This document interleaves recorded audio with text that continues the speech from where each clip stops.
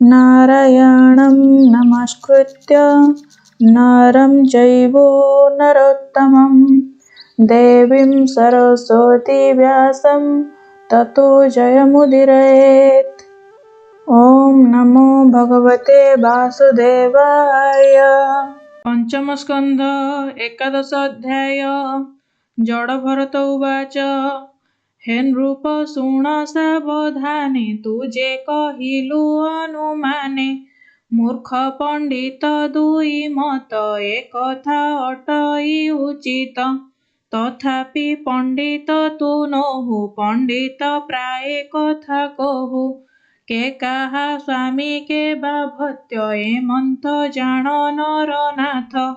अज्ञान बसु देखु भिन्न तत्व विचारे सर्वसम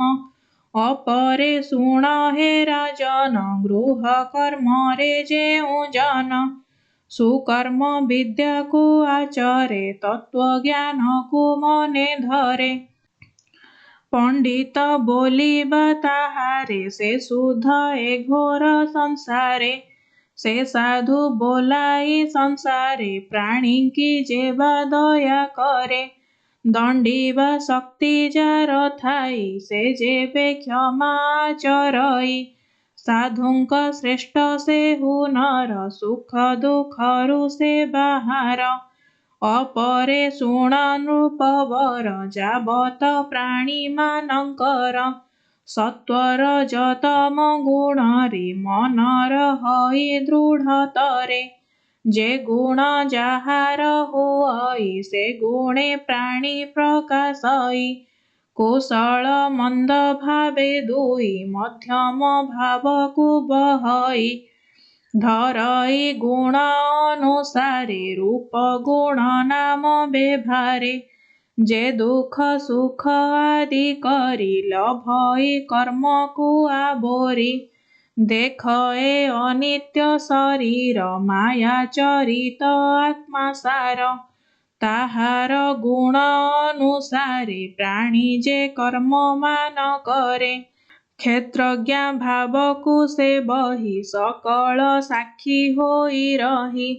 तेणु कहन्ति वेद सार गुण निर्गुण ए विचार सगुणे प्राणी मानंकर नाना व्यसनर आचार निर्गुण भावकु जे धरे से प्राणी भव सिंधु तरे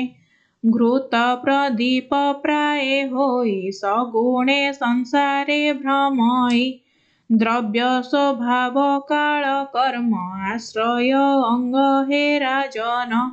मायार बळे संसारे प्राणी मानंक मन हरे क्षेत्रज्ञ भावकु आचरी शरीर रहिछि आबोरी प्रत्यक्ष भावे केबे थाई केबे बा प्राणी न जानई शुद्ध अशुद्ध ए शरीरे देखई भुंजई विकारे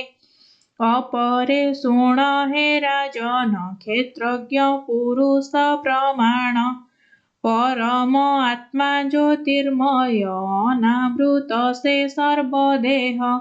से नारायण भगवान वासुदेव आदि कारण जार स्मरणे पाप मान विशेषे हुवन्ति खंडन स्वकीय माया रे जगत क्रीडा करीण अविरत स्थावर जंगमादि ठारे पवन जेसने संचरे ते मंत होई सर्वठारे क्षेत्रज्ञ रूपे से विहरे जाबत काल प्राणी मन माया को न करे खंडन षष्ठ इरि न जीर्णई विमुक्त संग से नुहई प्रभुंकु ए रूपे न जाने ताबत भ्रमे अकारणे संसार तापे ग्रस्त मन से जे अनादि नारायण जाबत तांकु न चिन्हई शोक मोहरे भ्रमु थाई तू एबे शुण नृपवर से जे ब्रह्मांडर ठाकुर ଅଖିଳ ପ୍ରାଣୀଙ୍କର ଗୁରୁ ଯାର ମହିମା ମହାମେରୁ।